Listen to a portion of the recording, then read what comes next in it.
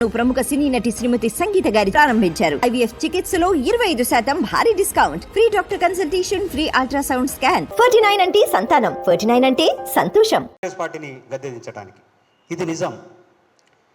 నిరంతరంగా మనం కొట్లాడి మళ్ళా కాంగ్రెస్ పార్టీని మనం తెచ్చుకుంటే ఎక్కడి రాజ్యం కాంగ్రెసు రాజ్యం, ఎక్కడి రాజ్యం ఇది కాంగ్రెసు రాజ్యం. నిరుద్యోగ పాలన నిరుద్యోగుల పాలిట, ఎక్కడి రాజ్యం ఇది కాంగ్రెసు రాజ్యం, ఎక్కడి రాజ్యం ఇది కాంగ్రెసు రాజ్యం. నిరుద్యోగ పాలిట శాపమైన రాజ్యం, నిరుద్యోగ పాలన నిరుద్యోగుల పాలిట శాపమైన రాజ్యం, నిరుద్యోగుల పాలిట శాపమైన రాజ్యం. విద్యార్థుల పాలిట శాపమైన రాజ్యం, ఎక్కడి రాజ్యం కాంగ్రెసు రాజ్యం, ఎక్కడి రాజ్యం ఇది దోపిడి రాజ్యం, ఎక్కడి రాజ్యం ఇది దొంగల రాజ్యం.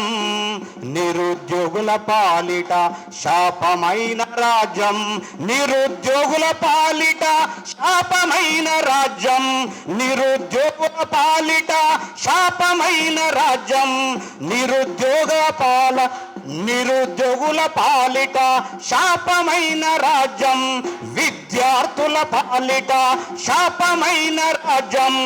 ఎక్కడి రాజ్యం ఇది కాంగ్రెసు రాజ్యం, ఎక్కడి రాజ్యం ఇది కాంగ్రెసు రాజ్యం. ఇది దోపిడి రాజ్యం, ఇది దొంగల రాజ్యం, ఇది దోపిడి రాజ్యం, ఇది దొంగల రాజ్యం. బిడ్డ, మేం చాలు మీ దోపిడి రాజ్యాన్ని కూల్చటానికి, మీ దొంగల రాజ్యాన్ని కూల్చటానికి మేమే చాలు. మీరు అనుకుంటున్నారు వీళ్ళతో ఏమవుతుందని. ఆయననేమో దొంగ అయితే ఈయన గజ దొంగ తయారైపోయాడు. ఆయన దొంగ, ఆ దొంగను ఓడగొట్టుకుంటే మళ్ళీ గజ దొంగతో ఫైట్ చేయవలసినటువంటి పరిస్థితి వస్తూ ఉంది. ఇలా రేవంత్ రెడ్డి ఇన్ని అక్రమాలు జరుగుతుంటే హైడ్రా మీద పడి హైడ్రా పేద ప్రజల ఇండ్లను కూల్చుకుంటా వస్తూ ఉన్నాడు. అది మంచిది కావచ్చు, కానీ వాళ్లకు ఏదైనా అకామిడేట్ చేసి ఆయన చేయవలసినటువంటి పని ఉండే. కానీ ఇలా 2 లక్షల ఇండ్లు ఇప్పుడు గుర్తించిండ్రు. వాళ్ళు చేసుకోవటానికి, ఎందుకంటే కూలగొట్టడానికి ప్రయత్నం చేస్తూ ఉన్నారు. ఖచ్చితంగా మైపాల్ గారు, అదేవిధంగా శ్రావ్య గారు దాని మీద మీరు ఖచ్చితంగా యాక్షన్, అంటే అక్కడ ఉన్నటువంటి నిరుద్యోగుల ఏదైతే హైడ్రా బాధితులు ఉన్నారో వాళ్లకు సపోర్ట్గా నిలబడాల్సిన బాధ్యత మీ మీద ఉంది. ఎట్లయితే నిరుద్యోగుల తరఫు నుంచి నిరంతరంగా కొట్లాడుతూ ఉన్నారు. ఇవాళ మీ డబ్బుల్ని వాళ్ళు ఏం చేస్తూ ఉన్నారంటే ఇక్కడ జరుగుతున్నది ఏంటంటే, మిమ్మల్ని ఉద్యోగాల పేరు మీద అప్లై చేసుకోమంటున్నారు. అప్లై చేసుకుంటే కొంత డబ్బు గవర్నమెంట్కి వస్తుంది కదా, మీ డబ్బులు కొంత గవర్నమెంట్కి వస్తుంది. ఆ గవర్నమెంట్ వేరే దానికి మంచిగా యూజ్ చేసుకోవడానికి, వాళ్ళ ఎంజాయ్లు, వాళ్ళ షోకులు, వాళ్ళ కథలు వాడటానికి ఆ డబ్బుల్ని, మీ డబ్బుల్ని యూజ్ చేసుకోవడానికి వస్తూ ఉన్నది. అదేవిధంగా ఈ అమ్ముకుంటున్నారు కదా, ఈ అమ్ముకుంటే వాళ్ళు ఆల్రెడీ భూములు కొనుక్కొని, జాగాలు కొనుక్కొని ఇల్లు కట్టుకోవడానికి ఉపయోగపడతా ఉంది. ఏదైతే ఉద్యోగం అమ్ముకుంటున్నారో ఆ ఉద్యోగంకి వచ్చినటువంటి లక్షల రూపాయలు, కోట్ల రూపాయలని వాళ్ళు మిద్దెలు, మేడలు కట్టుకొని వాళ్ళు ఎంజాయ్ చేయడానికి మరి ఈ ప్రభుత్వాలు మనకు ఇలా దాపురించింది. తెలంగాణలో ఇలా దౌర్భాగ్యమైనటువంటి పరిస్థితుల్లో మనము ఆంధ్ర పరిపాలన ఎల్లగొట్టి మనం తెలంగాణ తెచ్చుకుంటే ఇలా మనకు గోస తప్ప, ఏడుపు తప్ప, ఆర్తనాదాలు తప్ప మన బతుకులు మారేటటువంటి పరిస్థితి లేదు. ఇలా అందరూ ఆల్రెడీ ఇప్పుడు 45 సంవత్సరాలు దాటిపోతూ ఉన్నారు. ఎవరికి ఉద్యోగాలు లేనటువంటి పరిస్థితి. రాబోయే యూత్ కూడా మళ్ళీ ఈ గూగుల్లోనో లేకుంటే ప్రైవేటు సంస్థలలో చేస్తే అవి కూడా వెళ్ళిపోయేటటువంటి అవకాశం ఉన్నది. అది కూడా ఉద్యోగాలు పోయేటటువంటి అవకాశం ఉంది. మధ్యలో వీళ్ళు బతికేటటువంటి పరిస్థితి లేకుండా ఇలా ప్రజానికాన్ని, పేద ప్రజల్ని చేస్తున్నటువంటి ఈ దౌర్భాగ్యమైనటువంటి రాజకీయ పాలనను అంతం చేయడానికి మీరందరూ కూడా నడుంగట్టవలసినటువంటి బాధ్యత మీ అందరి మీద ఉన్నది. అడుగుతున్నది గోల్కొండ, అడుగుతున్నది చార్మినారు, అడుగుతున్నది గోలుకొండ, అడుగుతున్నది చార్మినారు, అడుగుతున్నది నిజామాబాదు, అడుగుతున్నది ఆదిలాబాదు, అడుగుతున్నది ఖమ్మం మెట్టు, అడుగుతున్నది కరీంనగరు, అడుగుతున్నది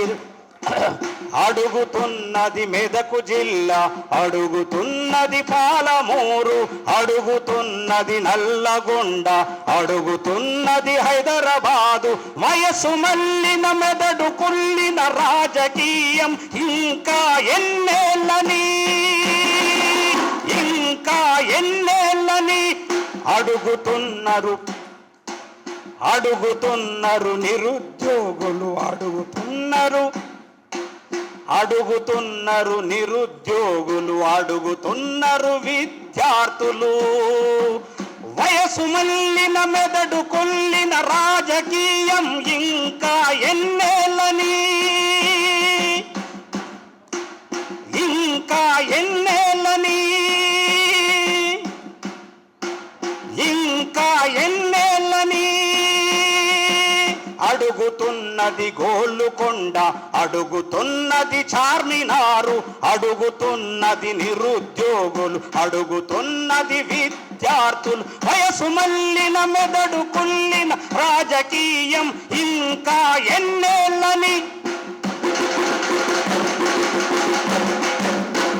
అంటే ఇంకా ఎన్నేళ్ళని అడగడమేనా? మనం ఏం చేయాలంటే, వాస్తవానికి నిరుద్యోగులు ఈ రాష్ట్రంలో ఎంతమంది ఉన్నారో అంత పెద్ద భారీ బహిరంగ సభ చేయవలసినటువంటి అవసరం ఉన్నది వాస్తవానికి. అదేవిధంగా భారీ బహిరంగ సభతో పాటు మనము అవసరం వస్తే రైలెక్కి ఢిల్లీకి పోదాం. ఢిల్లీకి పోయి సోనియమ్మ గారి దగ్గర అడుగుదాం మనం. అది ఫైనల్. ఇక ఆమె కూడా పట్టించుకోలేదని అనుకో, ఇక మనం చేసేటటువంటి వీళ్ళను ఒక ఏడాది లోపల వీళ్ళను ఆల్రెడీ 1 సంవత్సరం లోపలనే రేవంత్ రెడ్డిని దించేయాల. ఆయన ఎక్కడున్నాడు ఇప్పుడు?